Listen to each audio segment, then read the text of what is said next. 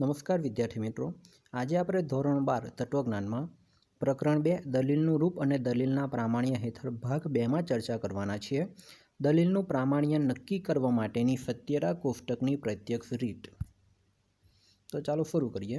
દલીલનું પ્રામાણ્ય કે અપ્રામાણ્ય નક્કી કરવા માટેની સત્યરા કોષ્ટકની રીત ખૂબ જ મહત્વ ધરાવે છે. સત્યરા કોષ્ટકની આ રીત અને તેના વિશેની હકીકત કઈ રીતે મહત્વની છે તેની માહિતી આપણે મેળવીએ. પહેલા ભાગમાં આપણે જોઈ ગયા છે કે જે દલીલ અપ્રમાણભૂત ના હોય તે દલીલ હંમેશા પ્રમાણભૂત હોય જ છે. એટલે કે દલીલ પ્રમાણભૂત પણ ન હોય અને અપ્રમાણભૂત પણ ન હોય એ ક્યારેય સંભવી શકે નહીં. સંયુક્ત વિધાનને લગતા સત્યતા કોષ્ટકમાં આવતી જુદી જુદી હરોળો તેના સત્યતા મૂલ્યને લગતા નિયમોનો ચિતાર આપે છે. સત્યતા કોષ્ટકમાં જે કોઈ પણ હરોળ આવે છે તે હરોળ દરેક હરોળ તેના અલગ અલગ નિયમો, સત્યતા મૂલ્યના લગતા જે કોઈ પણ નિયમો છે તે અંગેનો સમગ્ર ચિતાર રજૂ કરતી હોય છે અને તેના દ્વારા જ આપણે સમગ્ર દલીલનું પ્રામાણ્ય અને અપ્રામાણ્ય દલીલ પ્રામાણ્ય છે કે અપ્રામાણ્ય છે તે નક્કી કરી શકીએ છીએ. એટલે કે આધાર વિધાન અને ફલિત વિધાનને લગતા સત્યતા કોષ્ટકમાં તેની હરોળો જોતા આધાર વિધાન અને ફલિત વિધાન ક્યારે સત્ય કે અસત્ય હોઈ શકે તેનો ખ્યાલ સ્પષ્ટ રીતે આવી જાય છે.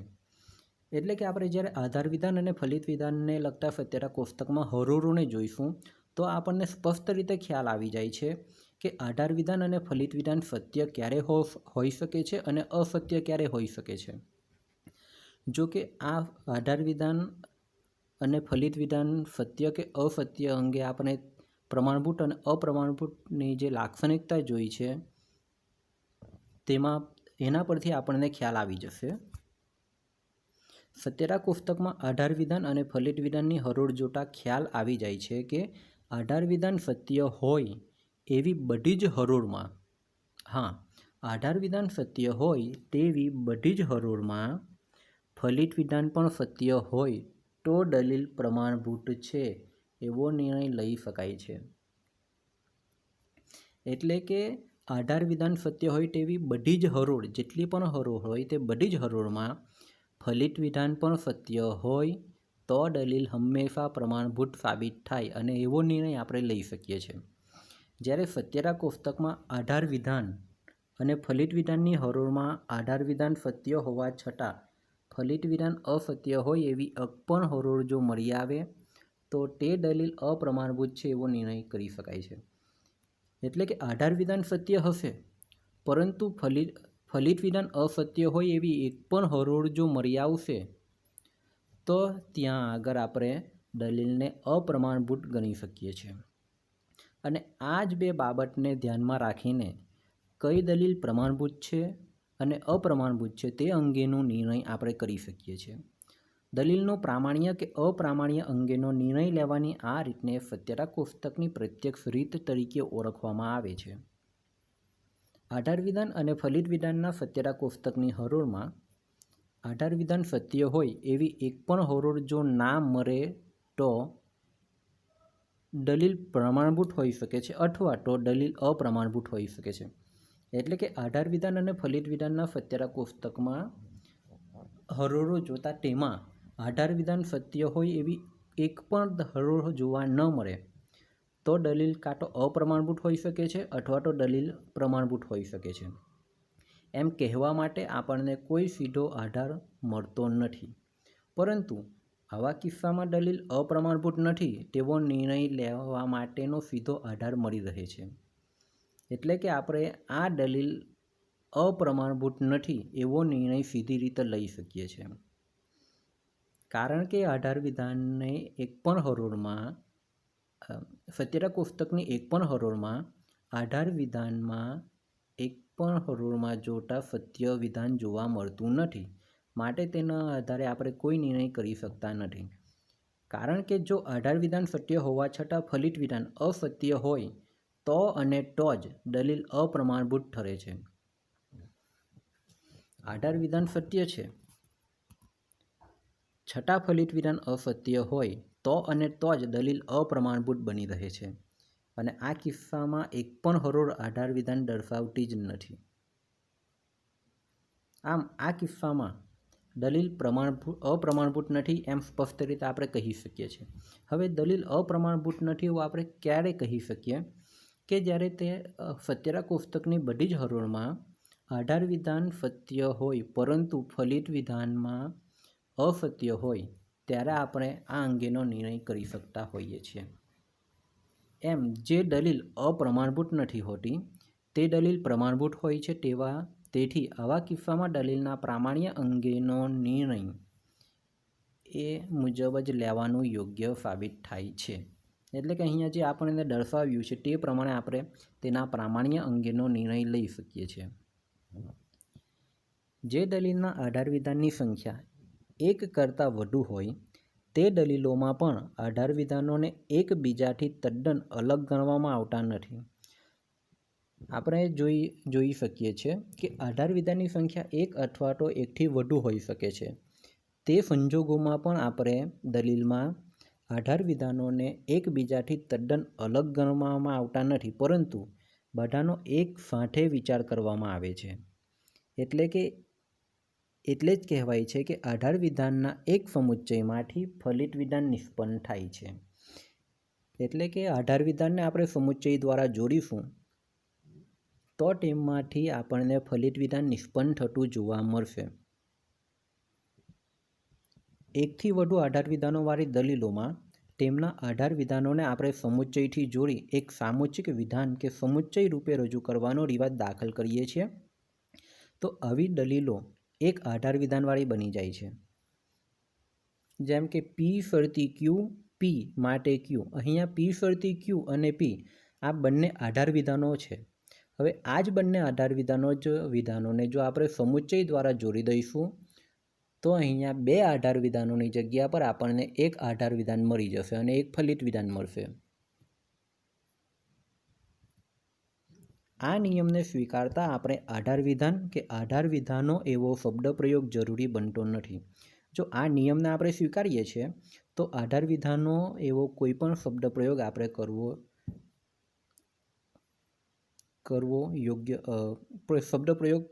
કરવો જરૂરી બનતો નથી. બધા જ આધાર વિધાનોને એક સમુચ્ચયથી જોડી લેવાથી સત્યરા કોષ્ટકમાં આધાર વિધાન માટેનો એક જ સ્તંભ રચાય છે. પરિણામે દલીલના પ્રામાણ્ય કે અપ્રામાણ્ય અંગેનો નિર્ણય લેવાનું સરળ બની રહે છે. પરંતુ જો આપણે આધાર વિધાનોને સમુચ્ચય દ્વારા જોડીશું નહીં તો સત્યરા કોષ્ટકમાં આધાર વિધાનની બે અથવા બેથી વધારે હરોળ પણ હોઈ શકે છે અને તેના આધારે નિર્ણય કરતાં આપણને પ્રામાણ્યનો નિર્ણય કરવાનું મુશ્કેલ બની રહે છે. માટે જ અહીંયા આ નિયમને સ્વીકારવામાં આવ્યો છે, સમુચ્ચય તરીકે જોડવાના નિયમને. હવે તેના સ્ટેપ જોઈ લઈએ. પહેલું છે કે આપેલ દલીલ પરથી સંકેતાવલી બનાવવાની. એટલે સૌપ્રથમ આપણને જે દલીલ આપવામાં આવી છે તે દલીલને આધારે આપણે પ્રથમ તો તેની સંકેતાવલી બનાવશું. હવે સંકેતાવલી શું છે અને કઈ રીતે બને છે તે આપણે આગળ જોઈ જઈશું.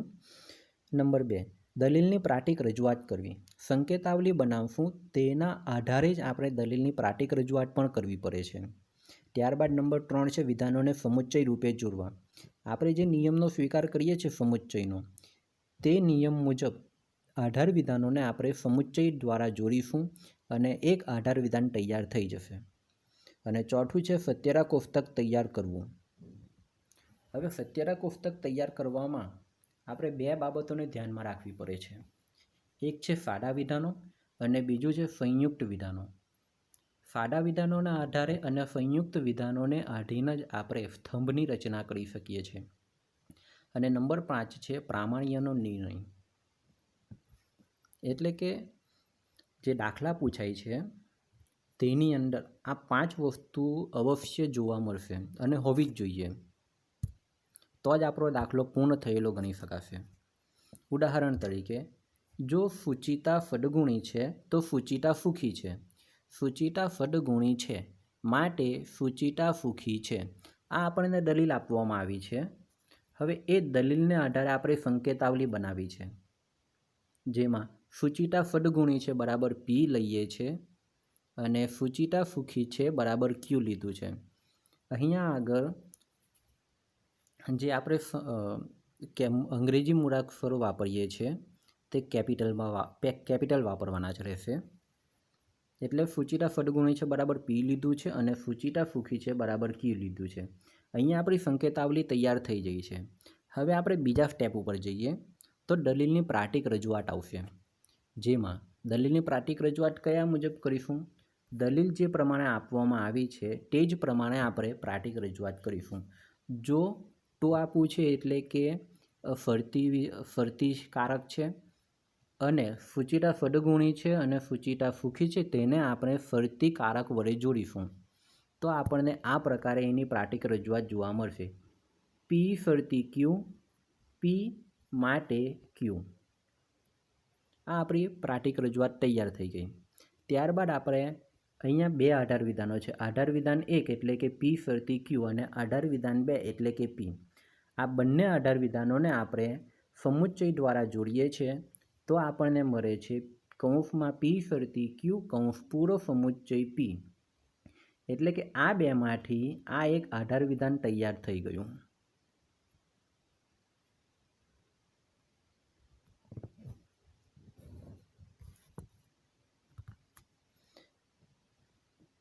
માટે ક્યુ એટલે કે આ આધાર વિધાનોનો સમુચ્ચય તરીકે જોડીએ તો બે આધાર વિધાનને બદલે એક આધાર વિધાન થશે અને એક ફલિત વિધાન બની જશે.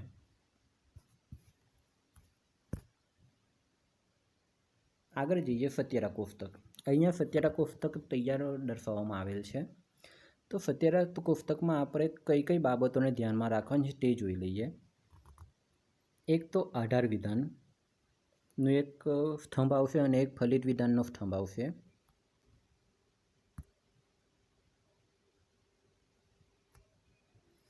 પ્રથમ આપણે જે વાત કરી સાદા વિધાન અને સંયુક્ત વિધાન, તો પહેલાં શું કરવાનું રહેશે? આપણી દલીલની પ્રાતિક રજૂઆત બની હતી પી ફરતી ક્યુ પી માટે ક્યુ. તો આપણે તે જ પ્રમાણે પહેલાં પી અલગ લઈશું, ત્યારબાદ ક્યુ, એટલે કે આપણા બે સ્તંભ તૈયાર થઈ જશે, એક પી અને એક બીજા ક્યુનું. ત્યારબાદ આ બે સાદા વિધાનોના આધારે બે સ્તંભ તૈયાર થયા છે.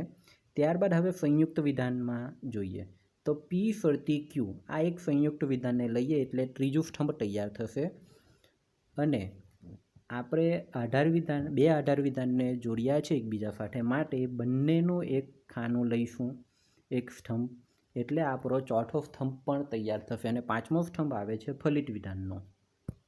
અહીંયા આપણે જોઈ શકીએ છીએ કે નંબર 1માં પી સાદું વિધાન લીધું છે, 2 નંબરના સ્તંભમાં ક્યુ એ પણ સાદું વિધાન લીધું છે જે એના મુખ્ય વિધાનો છે. ત્યારબાદ ત્રીજા નંબરના સ્તંભમાં પી ફરતી ક્યુ આપણે વિધાન લીધું છે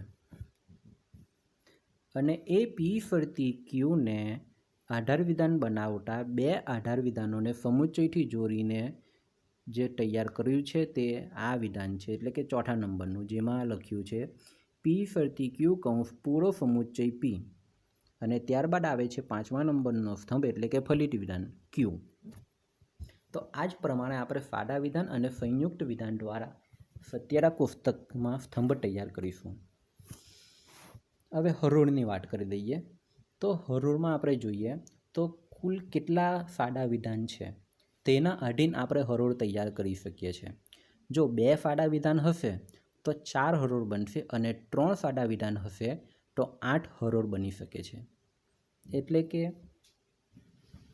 અહીંયા આપણે જોઈએ તો હવે પી, તો એનું સત્યતા મૂલ્ય જોવાનું છે.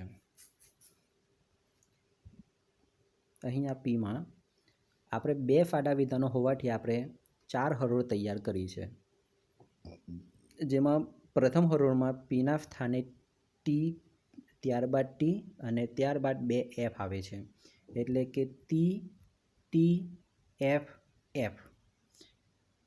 ક્યુની જગ્યા ઉપર 1 ટી 1 એફ 1 ટી અને 1 એફ. અહીંયા જો ટીની જોડ લેવામાં આવી હોય તો અહીંયા બીજામાં ટીએફની જોડ આવશે. જો અહીંયા આગળ પ્રથમ સાદા વિધાનના સ્તંભમાં આપણે 4 ટીની જોડ લઈશું તો બીજા સાદા વિધાનમાં 2 ટીની જોડ આપણે લેવી પડે અને 2 એફની જોડ લેવી પડશે. તે જ મુજબ અહીંયા આપણે 2 ટી અને 2 એફની જોડ લીધી છે તો અહીંયા ટીએફની એક જોડ અને ટીએફની બીજી જોડ આ પ્રમાણે લેવું પડે છે. હવે આપણે સ્તંભ નંબર 3ની વાત કરીએ કે પી ફરતી ક્યુ. તો પી એટલે કે ફાડું વિધાન પી 1 નંબર પર આપ્યું છે અને ક્યુ એટલે કે ફાડું વિધાન ક્યુ એ 2 નંબર પર આપ્યું છે. તો આ બંનેને ધ્યાનમાં રાખીને આપણે શરતીના નિયમ મુજબ તેનું મૂલ્ય શોધવું પડશે. શરતીનો નિયમ છે ટી એફ બરાબર એફ, એ સિવાયના બધા જ ટી આવશે. એટલે કે અહીંયા આપણે સરળતાથી યાદ રાખવા માટે ટીએફ બરાબર એફ, બાકી બધા ટી. તો અહીંયા આપણે ટી જોઈએ છે બીજા નંબરની હરોળમાં, તેની જ સામે એફ આપ્યો છે ક્યુના સ્તંભમાં. તો એનું મૂલ્ય આવે છે એફ અને એને છોડીને બાકીના બધા ટી થઈ જાય છે. અહીંયા 1, 3 અને 4માં આપણે જોઈ શકીએ છીએ. આધાર વિધાનમાં આપણે જોઈએ તો સ્તંભ નંબર 4, જેમાં વિધાન છે કૌંસમાં પી ફરતી ક્યુ કૌંસ પૂરો સમુચ્ચય પી. તો એમાં હરોળ 1માં જે ટી લખ્યું છે તો આવ્યું ક્યાંથી તે આપણે જોઈ લઈએ. તો પી ફરતી ક્યુ એ અહીંયા જે વિધાન આપવામાં આવ્યું છે તે 3 નંબરના સ્તંભમાં છે અને સમુચ્ચયથી જોડેલો પી જે આપ્યો છે તે 1 નંબરના સ્તંભમાં છે. એટલે પ્રથમ આપણે 3 નંબર પરથી જવાનું છે 1 નંબર તરફ અને અહીંયા જે ક્રમ આપવામાં આવ્યો છે આ તે જ પ્રમાણે આપણે તેની ગણતરી અને તેનું મૂલ્ય ધ્યાનમાં રાખવું પડે છે. એટલે કે પ્રથમ આપણે 3 નંબરના સ્તંભમાં પ્રથમ હરોળમાં જોઈશું ટી આપ્યો છે અને ત્યારબાદ તેની સામે પ્રથમ સ્તંભમાં પીની જગ્યા સ્થાનમાં આપ્યું છે ટી અને સમુચ્ચયનો નિયમ છે ટી બરાબર ટી, બાકી બધા એફ. એટલે કે આપણે અહીંયા ટી અને આ ટી છે એટલે તેને સ્થાને અહીંયા ટી મૂકીએ છીએ અને એ સિવાયના બધા એફ ખેંચી લઈએ છીએ. અને આ આપણને આવે છે 3 અને 1 સમુચ્ચયમાંથી. એટલે કે 3 નંબરનો સ્તંભ અને ત્યારબાદ 1 નંબરના સ્તંભમાંથી સમુચ્ચયનો નિયમ લાગુ પાડતા આપણને આ મૂલ્ય જોવા મળે છે. હવે ફલિત વિધાન 5 નંબરનો સ્તંભ, જેમાં ફલિત વિધાન છે ક્યુ. એટલે કે ક્યુ વિધાનને આપણે ફલિત કરી રહ્યા છીએ, જેમાં ક્યુમાં સ્તંભ નંબર 2માં જે કિંમત મૂકી છે તે જ અહીંયા આગળ આપણે 2થી મૂકી દઈએ છીએ અને 2 મુજબ એટલે કે 2 પ્રમાણે આપણે લખ્યું છે. કારણ કે અહીંયા જે 2 નંબરના સ્તંભમાં જે કિંમત આપી છે તે જ અહીંયા 2થી આપણે મૂકી રહ્યા છીએ. તો હવે એના આધારે આપણને પ્રામાણ્ય જોઈએ. તો શું કહ્યું હતું કે જો આપવામાં આવેલ સત્યારા કોષ્ટકમાં આપવામાં આવેલ બધી જ હરોળમાં આધાર વિધાન સત્ય હોય અને ફલિત વિધાન પણ સત્ય હોય તો દલીલ પ્રમાણભૂત બને છે. અહીંયા તમે જોઈ શકો છો કે 1 નંબરની હરોળમાં બધા જ આધાર વિધાનો સત્ય છે. બધા જ આધાર વિધાન સત્ય છે અને ફલિત વિધાન પણ સત્ય છે. માટે તેનું પ્રામાણ્ય થશે કે આ દલીલ પ્રમાણભૂત છે. હવે તેના પ્રામાણ્યની વાત કરી લઈએ. ઉપરના સત્યારા કોષ્ટકમાં કુલ 5 સ્તંભની રચના થઈ છે, જેમાં સ્તંભ નંબર 4 આધાર વિધાન છે, જ્યારે સ્તંભ નંબર 5 ફલિત વિધાન છે. સત્યારા કોષ્ટકની કુલ 4 હરોળમાંથી ફક્ત પહેલી હરોળમાં જ આધાર વિધાન સત્ય છે અને એ જ હરોળમાં ફલિત વિધાન પણ સત્ય જોવા મળે છે. માટે આ દલીલ પ્રમાણભૂત સાબિત થાય છે. બરાબર છે, તમને ખ્યાલ આવી ગયો હશે. બીજું એક ઉદાહરણ જોઈ લઈએ. દલીલ છે જો લોકોમાં જાગૃતિ આવે છે તો સમાજમાં ક્રાંતિ આવે છે. જો સમાજમાં ક્રાંતિ આવે છે તો દેશની પ્રગતિ થાય છે. તેથી જો લોકોમાં જાગૃતિ આવે છે તો દેશની પ્રગતિ થાય છે. હવે આની પરથી સંકેતાવલી બનાવશું. તો લોકોમાં જાગૃતિ આવે છે બરાબર આપણે લીધું છે એ, સમાજમાં ક્રાંતિ આવે છે બરાબર લીધું છે બી અને દેશની પ્રગતિ થાય છે બરાબર લીધું છે સી. યાદ રાખીએ તે મુજબ કે અહીંયા કેપિટલ અક્ષરનો આપણે ઉપયોગ કરીએ છીએ. હવે તેની પ્રાતિક રજૂઆત જોઈ લઈએ. એ ફરતી બી, બી ફરતી સી, માટે એ ફરતી સી આવશે. આધાર વિધાનોને સમુચ્ચય રૂપે આપણે જોડીએ છીએ. તો આધાર વિધાન નંબર 1 એટલે કે એ ફરતી બી અને આધાર વિધાન નંબર 2 એટલે કે બી ફરતી સી. આ બંનેને આપણે સમુચ્ચયથી જોડીએ તો આ મુજબ જોવા મળશે. કૌંસમાં એ ફરતી બી કૌંસ પૂરો સમુચ્ચય કૌંસમાં બી ફરતી સી કૌંસ પૂરો. માટે ફલિત વિધાન છે એ ફરતી સી. ફલિત વિધાન તેનું તે જ રહેશે, પરંતુ આપણે બે આધાર વિધાનને સમુચ્ચય દ્વારા જોડીને એક આધાર વિધાનમાં પરિવર્તિત કરીએ છીએ. હવે સત્યરા કોષ્ટક જોઈ લઈએ. આપણે કીધું હતું તે મુજબ કે જો 3 સાદા વિધાનો આવશે, 1, 2 અને 3, આ 3 સાદા વિધાનો છે એટલે હરોળ બને છે 8. અને એ જ પ્રમાણે સ્તંભ પણ સાદા વિધાન અને સંયુક્ત વિધાન મુજબ 7 જોવા મળે છે. હવે 3 સાદા વિધાનોના આધારે આપણે 3 સ્તંભ બનાવીએ તો એ, બી અને સી બની જશે. ત્યારબાદ આપણે જોઈએ તો એ ફરતી બી માટે એક સ્તંભ આવશે, બીજો એક સ્તંભ આવશે બી ફરતી સી માટે આવે છે, ત્રીજો સ્તંભ આવે છે કૌંસમાં એ ફરતી બી કૌંસ પૂરો સમુચ્ચય કૌંસમાં બી ફરતી સી કૌંસ પૂરો, તેના માટે એક સ્તંભ આવશે. અને ત્યારબાદ સ્તંભ આવશે એ ફરતી સી એટલે કે ફલિત વિધાન માટે. આમ જોતા 2 સાદા વિધાન, 3 સાદા વિધાન એટલે કે 3, આ 4, 5, 5, આ 6 આવશે અને આ એક ફલિત વિધાન એટલે કે 7 આવશે, જે અહીંયા આપણને જોવા મળી રહ્યા છે. અને 3 સાદા વિધાન છે માટે હરોળ 8 આવશે. નંબર 1માં એ, નંબર 2 સ્તંભમાં બી, નંબર 3 સ્તંભની અંદર સી આપ્યું છે, નંબર 4ના સ્તંભમાં એ ફરતી બી, નંબર 5 સ્તંભમાં બી ફરતી સી. જ્યારે આધાર વિધાન નંબર 6માં આપ્યું છે સ્તંભમાં, જેમાં કૌંસમાં એ ફરતી બી કૌંસ પીળો સમુચ્ચય કૌંસમાં બી ફરતી સી રજૂ થયું છે. અને ફલિત વિધાન 7મા સ્તંભમાં રજૂ થયું છે, જે છે એ ફરતી સી.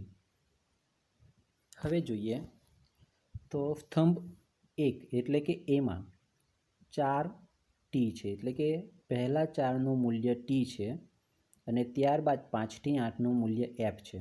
તો એની પછીના બીજા સ્તંભમાં એટલે કે 2 નંબરના સ્તંભમાં આ 4 ટી છે તેમાંથી અડધા થઈ જશે, એટલે કે 2 ટી અને 2 એફની જોડ બને છે. પહેલામાં 4 ટી અને 4 એફની જોડ હતી, બીજા સ્તંભમાં 2 ટી અને 2 એફની જોડ ચાલ્યા કરે છે, જ્યારે ત્રીજા સ્તંભમાં ટીએફની જોડ આપણને જોવા મળી રહી છે.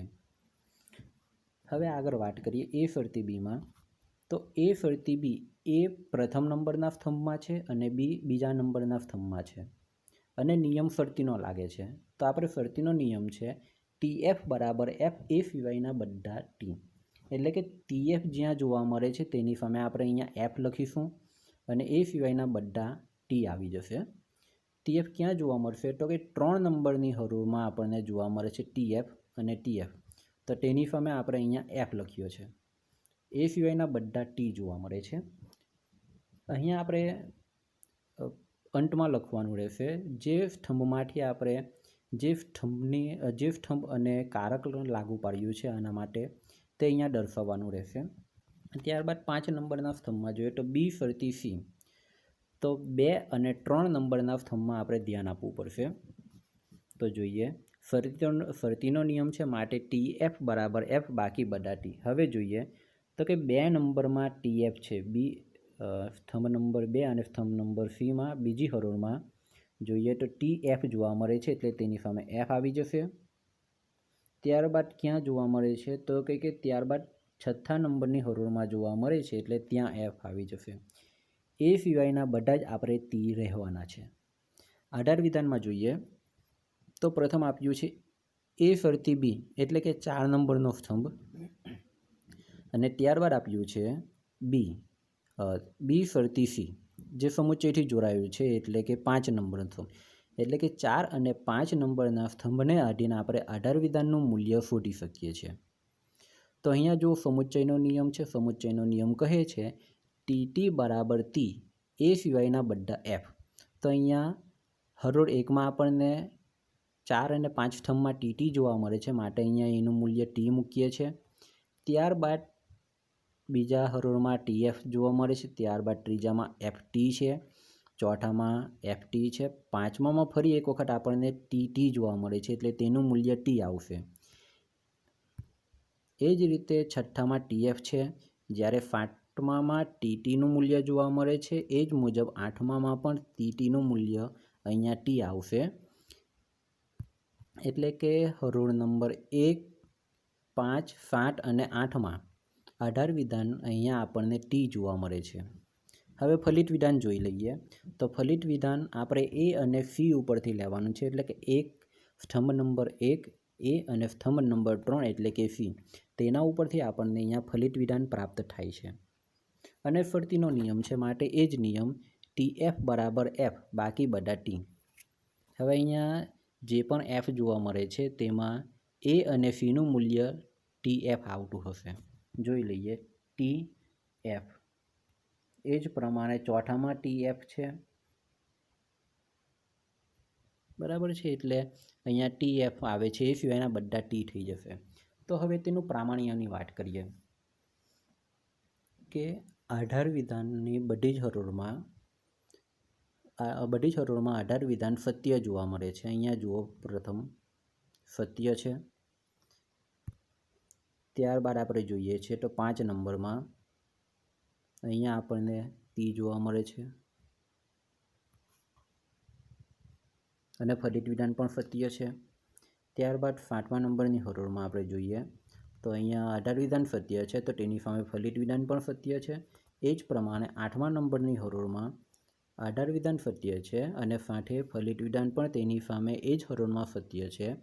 માટે અહીંયા આગળ જે આધાર વિધાનો સત્ય જોવા મળે છે તેની જ સામેની હરોળમાં ફલિત વિધાન પણ સત્ય આપ્યું છે.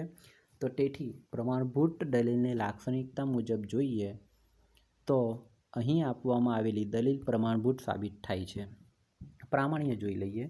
ઉપરના સત્યતા કોષ્ટકમાં કુલ 7 સ્તંભ છે, જેમાં 6 નંબરના સ્તંભમાં આધાર વિધાન છે અને 7 નંબરના સ્તંભમાં ફલિત વિધાન છે.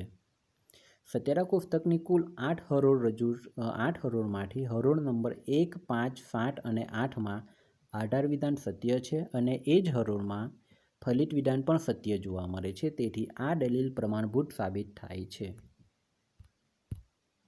મિત્રો, આશા રાખીએ કે તમને આ ભાગમાં ખબર પડી ગઈ હશે. અહીંયા આપણું બીજું ચેપ્ટર પૂર્ણ થાય છે અને સાથે જ ભાગ 2 પણ.